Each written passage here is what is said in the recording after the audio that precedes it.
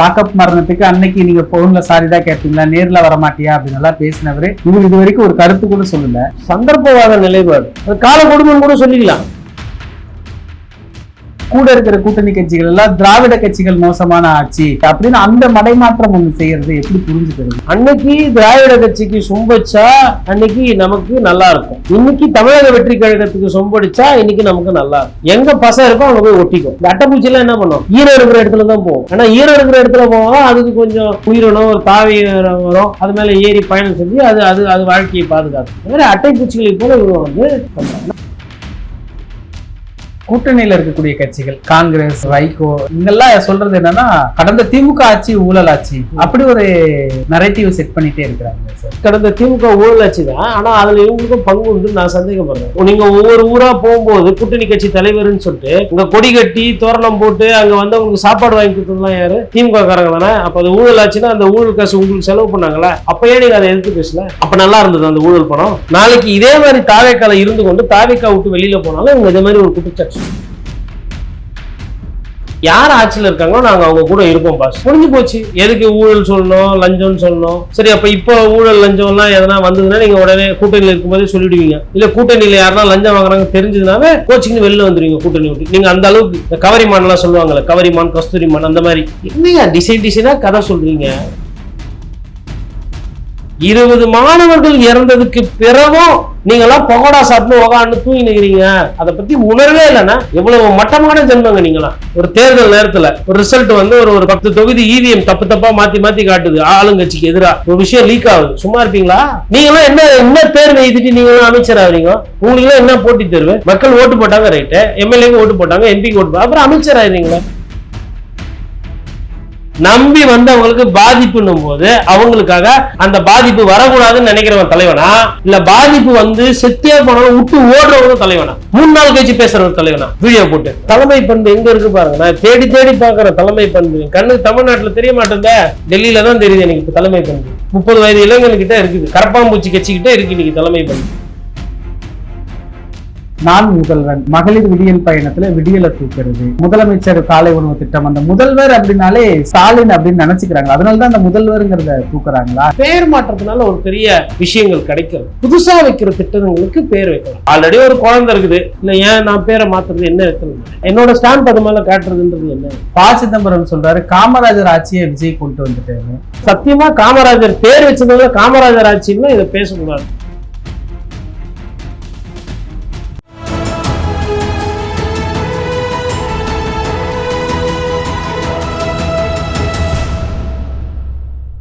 தமிழரம் நேயர்களுக்கு வணக்கம். இன்று நம்மிடையே மூத்த பத்திரிகையாளர் திரு கோட்டீஸ்வரன் அவர்கள் இணைந்துள்ளார். சார் வணக்கம். சார் வணக்கம். நேயர்களுக்கு அன்பு வணக்கம். ஒரு இரட்டை நிலைப்பாடு ஆட்சி தெரியுது. எப்படின்னா இப்ப லாக்அப் மரணத்துக்கு அன்னைக்கு நீங்க போன்ல சாரி தான் கேட்பீங்களா, நேர்ல வரமாட்டியா அப்படின்னு எல்லாம் பேசினவரு இவர் இது வரைக்கும் ஒரு கருத்து கூட சொல்லல. ஆனா கூட இருக்கிற கூட்டணி கட்சிகள் எல்லாம் திராவிட கட்சிகள் மோசமான ஆட்சி, திராவிட கட்சி மோசமானது அப்படின்னு அந்த மடைமாற்றம் ஒண்ணு செய்யறது எப்படி புரிஞ்சுக்கிறது? சார், அதுல இரட்டை நிலைப்பாடு என்று ஒண்ணு கிடையாது சார், சந்தர்ப்பவாத நிலைப்பாடு. அன்னைக்கு திராவிட கட்சிக்கு சொம்படிச்சா அன்னைக்கு நமக்கு நல்லா இருக்கும், இன்னைக்கு தமிழக வெற்றி கழகத்துக்கு சொம்படிச்சா இன்னைக்கு நமக்கு நல்லா இருக்கும், அவ்வளவுதான். அதான் இரட்டை நிலைப்பாடுல ஒரே நிலைப்பாடு தான். காற்று இருக்கும் போதே தூற்றிக்கொள், எங்க பசங்க இருக்கோ அங்க போய் ஒட்டிக்கும். இந்த அட்டைப்பூச்சியெல்லாம் என்ன பண்ணும், ஈரம் இருக்கிற இடத்துல தான் போகும். ஏன்னா ஈரம் இருக்கிற இடத்துல போனாலும் அதுக்கு கொஞ்சம் இன்னொரு உயிரினம் ஒரு தாவி வரும், அது மேல ஏறி பயணம் செஞ்சு அது அது அது வாழ்க்கையை பாதுகாக்கும். இந்த மாதிரி அட்டைப்பூச்சிகளை போல இவங்க வந்து பண்றாங்க. அதனால இரட்டை நிலைப்பாடு இல்லை, ஒரே நிலைப்பாடு. நம்ம தான் வந்து என்ன பண்றீங்க, நீங்க இப்படி பாருங்களேன், திமுக கூட இருந்தாங்க, இன்னைக்கு தாவேக்கா கூட இருக்காங்க. திமுக தப்பு சொல்றாங்க, தாவேக்கா அப்படி இல்லைங்க. ஆளுங்கட்சியோட இருந்தாங்க, ஆளுங்கட்சியை பாராட்டும். இன்னைக்கும் ஆளுங்கட்சியோட இருக்காங்க, ஆளுங்கட்சியை பாராட்டும். நாளைக்கும் ஆளுங்கட்சியோட இருப்பாங்க, ஆளுங்கட்சியை பாராட்டும். இப்ப சொல்லுங்க, அவங்க இரட்டை நிலைப்பாடா? ஒரே நிலைப்பாடு. நம்ம தான் அதை தப்பா புரிஞ்சுக்கணும், நம்ம மேலதான் தப்பு. அவங்களோட நிலைப்பாடு யார் ஆட்சியில் இருக்கிறாங்களோ அவங்களுக்கு ஜிங்சா அடிக்கும், அவங்க கூட சேர்ந்து பயணம் பண்ணும். அதை நம்ம எதனா போய் அப்படியே அப்பட்டமா கேட்ட அசிங்கமா போயிடும் இல்லையா? அதனால இல்லைங்க, எங்களுக்கு கொள்கை இருக்கு, எங்களுக்கு கோட்பாடு இருக்கு, கிலோ கணக்குல இருக்கு அப்படின்ற மாதிரி பண்ணுவாங்க. அதை மீறி நீங்க இன்னும் எதனா டெக்னிக்கலா கேட்டீங்கன்னா நீங்க சொன்ன அந்த 2ஆம் பாகம் மடைமாற்றம் விட்டு போயிடுவாங்க. இல்ல உங்களுக்கு புரிதல் இல்லை, பாசிச பாஜக வந்துவிடும். ஐயா, பாசிச பாஜக அங்க பிரச்சனை நடந்துனுக்குது, எதனா போய் பண்ணுங்க ஐயானா, அதை வந்து நாங்கள் எதிர்த்து கொண்டுதான் இருக்கிறோம். எங்கேயோ உட்காந்து எதிர்த்து கொண்டு இருப்பாங்க. புரட்டு போக மாட்டோம். நம்ம போய் புரட்டு போகலையா அப்படின்னா நீ போலியான்னு நம்மள மாதிரி ஆளுங்களை கேட்பாங்க. சரி, நம்மளோட வேலை என்னன்றதுல தெளிவாக இருக்கும். ஒரு பத்திரிகையாளராக எந்தெந்த அரசியல் ஆளுமைகள் எந்தெந்த காலகட்டத்தில் மக்களை எப்படிலாம் திசை திருப்புறாங்க, மக்களை எப்படியெல்லாம் மடைமாற்றம் பண்ணுறாங்கன்ற வெளியில் சொல்ல வேண்டிய வேலை, அவ்வளோதான். இன்னைக்கு இவர் இருப்பார், நாளைக்கு இன்னொருத்தர் வருவார். அந்தந்த காலகட்டத்தில் மக்கள்கிட்ட நீங்கள் என்ன சொன்னீங்க, சொன்ன மக்களுக்கு நீங்கள் என்ன செய்யலை சொல்கிறதோட நம்ம வேலை முடிஞ்சு போச்சு. மற்றபடி அவர்கள் ஆக்சுவலாக நம்மளோட தெளிவானவர். இப்போ காமராஜர் பேரில் இது வச்சுருக்கீங்க, என்ன ஒரு கேள்வி கேட்குறேன், நான் தடுமாறுறேன். ஏன்னா என்ன அறியாமல் அவர் மீது இருக்கக்கூடிய அந்த பாசம், ஒரு பக்தி ஐயா காமராஜர் மீது. ஆனால் எதுக்காக பண்ணுறாங்கன்னா அது ஒரு மடை மாற்றத்துக்கு தான் பண்ணுறாங்க. ஆனாலும் அதில் ஒரு கருத்துன்னும் போது நம்ம தெளிவாக சொல்கிறோம். இப்போ இன்னைக்கு பேசிட்டு நாளைக்கு வந்து இல்லை வச்சது சரிதான், ஏன் வைக்கக்கூடாது அப்படின்னா இப்போ தாவேக்காவோட நிலைப்பாடோடு இருக்குது. அதனால் இவர்கள் வந்து நீங்கள் திமுக நிலைப்பாடு, தாவேக்கா நிலைப்பாடு, அதிமுக நிலைப்பாடு அப்படி அதை புரிஞ்சுக்கக்கூடாது. ஆளுகின்ற கட்சியோடு சேர்ந்து பயணம் பண்ணுற நிலைப்பாடு. அதான் கூட்டணியில இருக்கக்கூடிய கட்சிகள் காங்கிரஸ், வைகோ இங்கெல்லாம் சொல்றது என்னன்னா கடந்த திமுக ஆட்சி ஊழல் ஆட்சி, அப்படி ஒரு நரேட்டிவ் செட் பண்ணிட்டே இருக்கிறாங்க சார். இல்ல ஊழல் ஆட்சி, கடந்த திமுக ஊழல் ஆட்சி தான். ஆனா அதுல இவங்களுக்கும் பங்கு உண்டு நான் சந்தேகப்படுறேன். அவங்க செலவு பண்ணாங்கல்ல தேர்தலுக்கு. நீங்க ஒவ்வொரு ஊரா போகும்போது கூட்டணி கட்சி தலைவர்னு சொல்லிட்டு அங்க கொடி கட்டி தோரணம் போட்டு அங்க வந்து அவங்களுக்கு சாப்பாடு வாங்கி கொடுத்ததுலாம் யாரு? திமுக காரங்க தானே. அப்ப அது ஊழல் ஆச்சுன்னா அந்த ஊழல் காசு உங்களுக்கு செலவு பண்ணாங்களா? அப்போ ஏன் நீங்கள் அதை எதிர்த்து பேசல? அப்போ நல்லா இருந்தது அந்த ஊழல் பணம் சார். அதாவது ஆட்சி கூட்டணி விட்டு வந்துட்டு வேற எதுனா கொள்கை ரீதியாக நீ ஊழலுக்கு அப்படின்னு சொல்லட்டும் சார், எனக்கு அதெல்லாம் பிரச்சனை கிடையாது. இவங்களும் அவங்க தான் நாளைக்கு இதே மாதிரி தாவேக்கால இருந்து கொண்டு தாவேக்கா விட்டு வெளியில் போனாலும் இவங்க இதே மாதிரி ஒரு குற்றச்சாட்டு. அப்போ இவர்கள் வந்து அடையாளம் கண்டு வச்சு இந்த மாதிரி ஒரு எதுக்காக ஒரு கூட்டணி சார்? அதாவது சிம்பிளா நான் என்ன சொல்றேன்னா, யார் ஆட்சியில் இருக்காங்களோ நாங்கள் அவங்க கூட இருப்போம் பாஸ், முடிஞ்சு போச்சு. எதுக்கு ஊழல் சொல்லணும், லஞ்சம்னு சொல்லணும்? சரி, அப்போ இப்போ ஊழல் லஞ்சம்லாம் எதனா வந்ததுன்னா நீங்கள் உடனே கூட்டணியில் இருக்கும்போதே சொல்லிடுவீங்க. இல்லை கூட்டணியில் யாருன்னா லஞ்சம் வாங்குறாங்க தெரிஞ்சதுனாவே கோச்சிங்னு வெளில வந்துடுவீங்க கூட்டணி விட்டு. நீங்கள் அந்த அளவுக்கு இந்த கவரிமான்லாம் சொல்லுவாங்கல்ல, கவரிமான் கஸ்தூரிமான் அந்த மாதிரி ஒரு சின்ன ஒரு பிரச்சனைனாலும் நீங்கள் கோச்சிங் வெளியில் வந்துடுவீங்க. மாணவர்கள் தடியடி பண்ணியிருக்கிறாங்களே, அது தெரியலையா அவங்களுக்கு? எதுக்கு பண்ணாங்க? என்னங்க டிசைனாக கதை சொல்றீங்க? அதாவது ஒரு காலத்துல இந்த உப்பு நல்லது, கறி நல்லது, வேம்பு நல்லது, அது நல்லதுன்னு சொல்லிட்டு ஒழுங்கா வளைக்கின்றவன பேஸ்ட் டப்பாக்குள்ள போட்டு எக்ஸ்ட்ரா ரேட்டு வித்துட்டு விளம்பரம் பண்ணி வித்ததும் இல்லாம இப்போ வந்து இது நல்லது அது நல்லது விளம்பரம் பண்ணிட்டு இருக்கு. ஆனா சொல்றேன்னா பிரச்சனை இருக்கு. 20 மாணவர்கள் இறந்ததுக்கு பிறகும் நீங்களாம் பகோடா சாப்பிட்டு உக்காந்து தூங்கி நிற்கிறீங்க. அதை பத்தி உணர்வே இல்லைன்னா எவ்வளவு மட்டமான ஜென்மங்க நீங்களாம். பைத்தியமா? இப்போ படிக்கிற குழந்தைங்கள்லாம் பைத்தியமா? சரி, உங்களோட ரிசல்ட் ஏதோ ஒன்று ஒரு தேர்தல் நேரத்தில் ஒரு ரிசல்ட் வந்து ஒரு 10 தொகுதிக்கு வரல, இல்லை 10 தொகுதி இவிஎம் தப்பா மாற்றி காட்டுது, ஆளுங்கட்சிக்கு எதிராக ஒரு விஷயம் லீக் ஆகுது, சும்மா இருப்பீங்களா? நீங்களாம் என்ன தேர்வு எழுதிட்டு நீங்களாம் அமைச்சர் ஆகிறீங்க? நீங்களாம் என்ன தேர்வு எழுதினீங்க? உங்களுக்குலாம் என்ன போட்டி தேர்வு? மக்கள் ஓட்டு போட்டாங்க, ரைட்டு, எம்எல்ஏக்கு ஓட்டு போட்டாங்க, எம்பிக்கு ஓட்டு போட்டாங்க, அப்புறம் அமைச்சர் ஆயிருங்களே. உங்களுக்கு வந்துங்க மற்றவங்க ஒரு வேலைக்கோ ஒரு விஷயத்தை கிளியர் பண்றது எவ்வளவு பாடுபடுறாங்க, எவ்வளவு கஷ்டப்படுறாங்க தெரியவே மாட்டேன். அதனாலதான் அந்த மெத்தனம் என்னன்ட்டாப்ல இந்த அபிஜித் இந்த வீட்டில் கூப்பிட்டு வீட்டில் உட்காந்து வச்சு பேசுறது, இந்த கூட்டணி கட்சியெல்லாம் பாருங்களேன். இப்போ மத்தளம் இப்போ ஒரு பிரச்சனை இருக்குன்னா முதலமைச்சர் கூப்பிட்டு இருக்கிறார், பிரதமர் கூப்பிட்டு இருக்கிறார், நாங்கள் போய் பார்த்தோம், பேசணும், அவரோட வார்த்தை எங்களுக்கு ஒரு நம்பிக்கை கொடுது, அதன் வடிவாக நாங்கள் அந்த போராட்டத்தை வாபஸ் வாங்கிக்கிறோம் அப்படின்னு. என்னன்னா கூப்பிட்டு ஏதோ பேசியிருப்பாங்க, பார்த்துக்கலாங்க, ஏங்க இது மாதிரி அழுத்தம் கொடுக்குறீங்க, உங்கள் 50-50 அது மாதிரி ஏதோ ஒன்று பேசுவாங்க. அதை தாண்டி என்னென்னவோ இருக்கும், எது தெரியும், சம்திங்ன்ற மாதிரி போயிட்டு இருக்கோம். இங்கே ஜந்தர் மந்தர்ல எல்லாரும் இதுலையும் பேசுவோம், பொதுமக்கள் பார்க்கட்டும். நீங்க தான் டிரான்ஸ்பேரன்ஸ் ஆச்சே, டிரான்ஸ்பேரண்டா இருக்கிற ஆட்சியாளர்கள் தானே, பொதுமக்கள் பார்க்கட்டும், பொதுமக்கள் இதில் நம்ம விவாதம் பண்ணுவோம் அப்படின்றது. அவரை போயிட்டு இன்னொருத்தர் பெரியவரை போய் சோனம் வாங்சுக்கு போய் இந்த போராட்டத்தை முடிச்சுக்கோங்க, உண்ணாவிரதத்தை முடிச்சுக்கோங்கன்னா மாணவர் மேலே எவன் மேலே கேஸ் இருக்கக்கூடாது, இந்த போராட்டம் பண்ணவங்க யார் மேலே ஒரு சின்ன துரும்பு கூட கேஸ் இருக்கக்கூடாது அப்படின்னா நான் போராட்டம் ஃபேர் எனஃப். உங்களுக்கு இல்லாத அக்கறை அவருக்கு இருக்குல்ல, ஒரு போராட்டம் விடமாட்டேன் நான் சொல்லி அடம் முடிக்கிறாரு. நம்ம போராட்டம் கை ஒன்றாலும் தான் நான் உண்ணாவிரத்தை விடுறேன், ஒருத்தர் மேலே கேஸ் இருக்கக்கூடாது. அப்போ இந்த இளைஞர்கள் போராட்டம் இளைஞர் கூட வாழ்க்கை நாசமா போகக்கூடாதுன்னு நினைக்கிறேன். அவரு தலைவரா இல்லை அவர் மேலே நக்சல் பட்டம், அவர் மேலே சைனா பட்டம், அவர் மேலே பாகிஸ்தான் பட்டம் கொடுக்குறவங்க நீங்க நல்லவரா? யார் நல்லவர்? அந்த குழந்தைங்க யாரு, என்ன ஜாதி மதம் தெரியாது, இவர் போராட்டம் பண்ணி இவர் உண்ணாவிரதம் அவங்களாம் வருவாங்கன்னு தெரியாதுங்க. நம்பி வந்து அவங்களுக்கு பாதிப்புன்னும் போது அவங்களுக்காக அந்த பாதிப்பு வரக்கூடாதுன்னு நினைக்கிறவன் தலைவனா, இல்ல பாதிப்பு வந்து செத்தே போனாலும் விட்டு ஓடுறவங்க தலைவனா, 3 நாள் கழிச்சு பேசுறவர் தலைவனா வீடியோ போட்டு? அப்போ தலைமை பண்பு எங்க இருக்கு பாருங்க. நான் தேடி தேடி பார்க்கறேன் தலைமை பண்பு. கண்ணுக்கு தமிழ்நாட்டுல தெரிய மாட்டேன். என் பிரச்சனை டெல்லியில தான் தெரியுது எனக்கு இப்ப தலைமை பண்பு. 30 வயது இளைஞர்கிட்ட இருக்குது, கரப்பாம்பூச்சி கட்சிக்கிட்டே இருக்கு இன்னைக்கு தலைமை பண்பு. இதுல அந்த கேஸ் அழகிரி சமீபத்துல ஒரு பேட்டி கொடுத்திருந்தாரு சார். அதுல சொல்றாரு, இப்படி ஒரு ஊழலை பார்த்ததே இல்லை, திமுக அதிமுக தான் மன்னிப்பு கேட்கணுங்கிறாரு. ப. சிதம்பரம் சொல்றாரு, காமராஜர் ஆட்சியை விஜய் கொண்டு வந்துட்டேன்னு.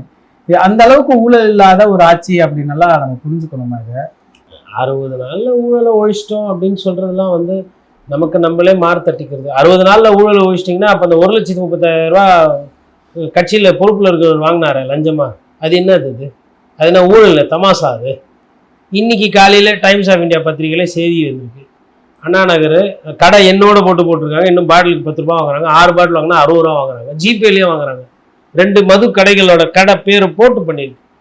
இது மாதிரி ஒவ்வொரு பத்திரிகாரனும் பூரா டாஸ்மாக்லயும் போயிட்டு இந்த மாதிரி கடை பேர் எடுத்து எவ்வளவு வாங்குறாங்கன்னு போட்டா 60% கடையில வந்து 10 ரூபாய்க்கு பாட்டிலுக்கு மேல வாங்கிட்டு இருக்கிறாங்க. எங்கெல்லாம் பிரச்சனை ஆகுதோ அங்க திருப்பி கொடுத்துறாங்க.